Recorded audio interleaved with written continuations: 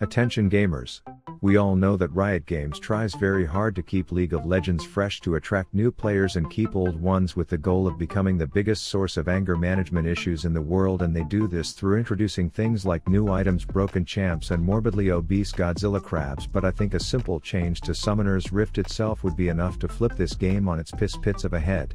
If we look at our standard anger-inducing arena, you typically have a top laner on an island all alone. Some lost soul wandering around in the forest getting blamed for other people's failures. One real role that is the sole reason for autofill existing, and two morons who hate each other leeching XP off one another until they are both 4 levels behind even the enemy Gromp. But imagine if this happened. One additional lane through Botside River, containing 2 towers that are actually a team objective with extremely heavy plating until 15 minutes. Normal lanes get waves of 6 to 7 minions, whereas this one would only get half of that. This alone would open up so many combinations of bot side map meta, funneling XP and farm to certain carries, 3 solo lanes, a dedicated bot side jungler, and tons of other wild combinations of strategies.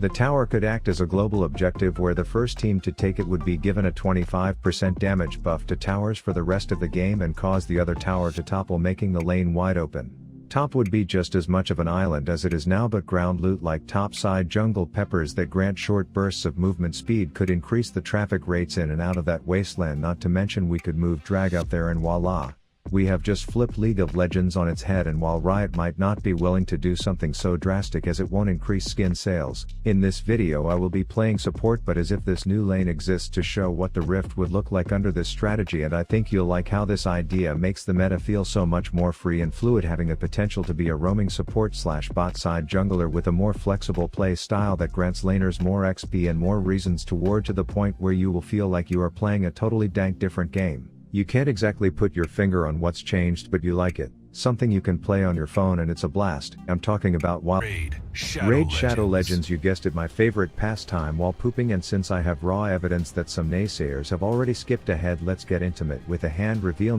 Haha, but if you look closer at my fake wedding ring, boom, you just got a face reveal, all for supporting this sponsor.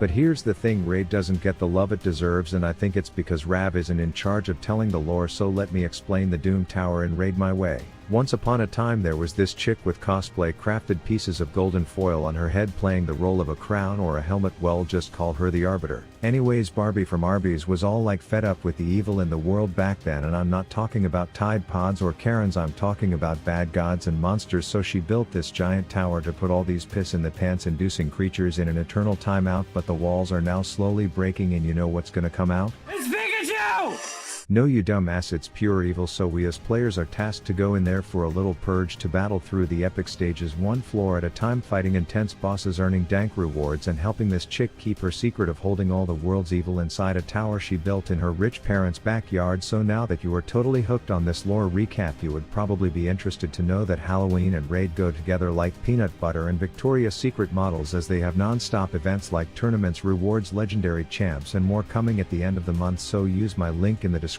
or scan this QR code to say trick or treat and be given a goodies bag of silver XP, energy, ancient shards, and a free dank dark champ who I think I've seen on TikTok.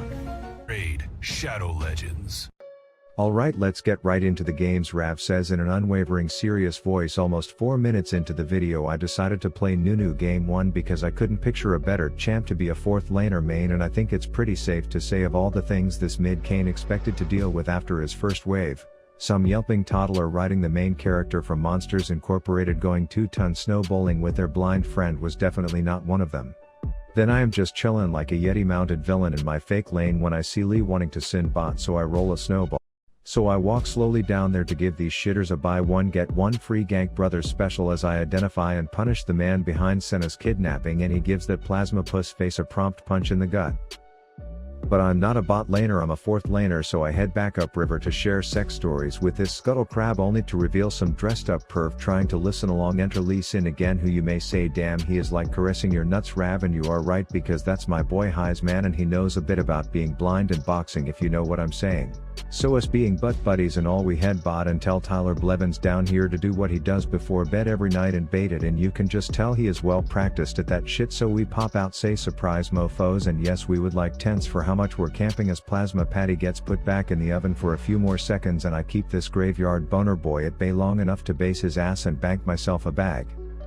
Then since I'm kind of just Michael Phelpsing laps back and forth in river I head mid, which is perfect timing because this cane be craving calamari, so I look at him and say I can't control which form you choose this game but I can make your balls go blue # token of octopus appreciation. Guess who's back? Back again. Rav and Highs are back. Tell a friend. I've created a monster. Cuz no threshy wanna see Nunu no more and I think it's safe to say bot is more tilted than the Tower of Damn Pisa. But in case they weren't, a minute later when Bandana Boy was continuing to rub his sweaty gooch all over their neck of the woods and any clowns inside of it, I start rolling a 900-pound powdered sugar surprise their way and Chester the Jester just knows he's about to die the slow and predictable death of getting zambonied by a large ball of water. What a way to die, you shit stain, and then blind beats bones before I give him a ride out of the danger zone. That said, I did mention that without peppers and a northern dragon migration this would make Top quite the island, and unfortunately their twirling titan was the king of that island, so you can see Butch cut Hoppy Zelda 2 years younger than him, as we required an entire orchestrated orgy roster and a kick into tower to kill that spinning skank.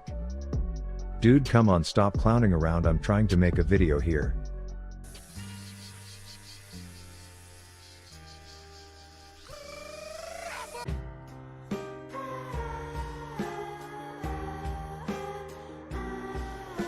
Anyways, it's slowly becoming Garen's game, so I come mid driving this oversized ball of cotton like an Asian woman as three of us pile onto this shitter like we're sluts, and he's wearing Axe body spray in a commercial, but he flashes my frozen fart reminds Ellen he's an ADC and then makes like some Baywatch boobs and starts to bounce, but Highs hits a sequel to his Sonic shitter to shift into Dick Dr. Damasio while his teammates are busy announcing that they are 9 years old in chat.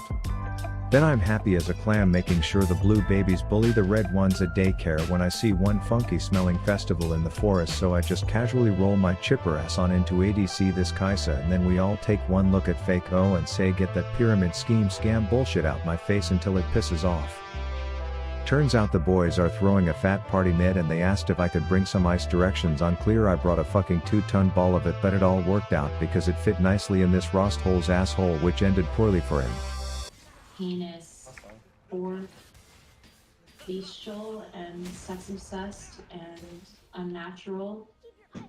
Anyways, one last sieging shitfest breaks out and that frowny clown is trying to go all Harry Houdini all me, but I see that sparkle shit and track him like the blood-sniffing yeti. I am for the kill, and the first game of the 4-lane strat goes in the W column as I queue up for a second, and this one features a character who will live forever in my viewers' hearts. You see, round 2 I'm on this 4-leaf clover chode liquor, and while I roamed mid early to personally shove it up American Sam's shithole, even though I couldn't get him to taste the rainbow, I did invite a depressed young lady and some mechanical scarecrow in to make sure his days in the mid lane were limited before 2 chains and his frosty bondage comes in, trying to make the best of a shitty situation. But this little leprechaun isn't about to give up that pot of gold, so I bait him worse than a wiggy in the presence of some p-hub, you know what I'm saying, fools, and we get the double. But here is where I would like to introduce Reportable Rhonda, the ADC whom I left to roam for this double kill, who ended up dying. And just for the record, in front of the court I will be outlining my interactions moving forward with her, starting with an apology for leaving lane despite it quite obviously being good for our team, and while it didn't trigger anything early, you all are in for a treat with this pending mental boom. Anyways, both these little piggies are lower than the temperature of a freezer in Antarctica, and considering I had fiddle me timbers coming down, all this Senna had to do was piss off, but she just had to give them her bank account numbers before they died, so kudos to that absence of any intelligence. But I didn't say shit because who the hell cares, this is a normal in a video game, and besides I had to tell Wanda to relay a message to Cosmo that I was more of a Jimmy Neutron guy and that she can fuck off for it. And in the spirit of playing 4th lane Vagar, I then immediately DJ Khalid on to the next one to show this patriotic penis gobbler what happens when sunlight reflects light off of a raindrop. Taste the rainbow. And maybe I'm enjoying the scent of my own shit mists a bit too much, but I think with this KP and my involvement bot side, a lot of people would be happy to have me as a teammate at this point. But when I head back bot and start to last hit minions, that news flash, Senna, we're going to die anyways, while your dumbass pings me off only to tell me I do nothing but take farm and get you killed as I have 8 farm. I can just already tell she was one of those people who were supposed to be shot into a condom. But that doesn't stop me from setting shit up in my lane like a damn Martha Stewart host in this biz. RIP to those poor piggies, am I right? And then the Prozac deprived toddler chases down the fairy godmother off cam, and sure enough sewage spawn Senna gets that kill, so yeah, maybe she'll shut the fuck up, but oh no, she's just getting started. You see, we got an easy dragon, and even though life, liberty and the pursuit of happiness rise sent Vex to a happy place and I whiffed all my shiz, I still had my win fight button to push to continue my contributions to the Fat Rav KP Foundation. And yeah, I didn't want to catch secondhand toxic virginity from Senna, so I spent a lot of my time mid, which was going well for our team, and I want to point out that this drunken sperm cell that defied the odds was by no means struggling bot, as she had a level advantage, and to her credit, the skills to pull out 1v2s, to which I just tried to pump her up a little bit with a quick, smurfing girl, in chat, which in turn prompted a not so nice reply, but hey you do you girl, let's keep it going. A minute later their cosmic wheat farmer buys a lease in this leprechaun's log cutter, and I don't think he was expecting such a warm welcoming when I shit him out, and long story short, I play the rest of this fight appropriately like a pussy until I get a little nab on the star-spangled bitch boy, and I don't want to take credit here, but it ends up getting a portable Ronda another kill. Irelia makes the mistake of thinking her champion selection will negate pure stupidity, which it does, but not in this case, and then I unfortunately get 50 shades of grade by 200 shades of years, aka Mr. Chain Bang heal for half my health, but let the record show that this also contributed to more income for the intolerable idiot chirping me in chat. Then I solo kill Independence Day Teletubby Rise once more before running over to the ratchet top-hatted rescue and placing a cage down to act as a toilet and catch whatever this fiddle shits out, which prompts Rift Alexa to read my name once again, and I'm honestly proud of my performance, as my naive ass is thinking this Senna is requesting I build a specific item, so I innocently try to assume what she means, thinking it rope could be the new CC item, or maybe cause I hadn't bought a red yet I was just missing out on lingo, until it all clicks and I realize this bitch, who is godlike, in a normal game that we are stomping, because of me, is insinuating that I kill myself, which her words not mine, is not intended as a joke. And I'm sitting here with my dick in one hand wondering if I accidentally fucked this dude's mom or something, but anyways I continued to deliver pain to Kane, and then in the next fight I even tried to give this whining bitch the kill by holding my ult, which ended up letting him get away, so when ratchet ass Reaper Randy came back in for a prompt ass kicking I admittedly unloaded everything. But I didn't want to lose sight of this video's theme, so I decided to ask Reportable Rhonda what her opinion of my fourth lane idea was, and if you guessed that her response was that she literally hates me and doesn't know why I'm talking to her, then you are correct. And I guess we put our differences aside to bust bot lane wide open as I fuck the fairy and then tie up Ash, saving my Q so she can get the kill. I don't know why I'm still being nice to this bitch, as I then win fight button the Kane, which scores her another kill. And I inform her of my attempted generosity and willingness to work on our relationship, even though I am clearly the innocent Irish victim in this one, but her responses are less than friendly, telling me to play this champ mid if I want to carry, as if performing well as a support is a sin, to which I 200 IQ self-promote myself under the radar. If you haven't watched this video yet, check it out, #ad. Then she offers me money if my match history has a solid CS performance, and I'm not sure what stupid gas station bathroom conception alcoholic sperm logic or brain is trying to argue with that one, but truth is I'm gonna make a lot more than 20 bucks off this bitch, because Raid Shadow Legends. Use my link in the description to stick it to this bitch. And in closing I asked if she has anything else to say to her fans. Too bad bitch, you don't get a spotlight on the channel I built, because after being nice to you all game and taking this shit, you can now suck my leprechaun balls.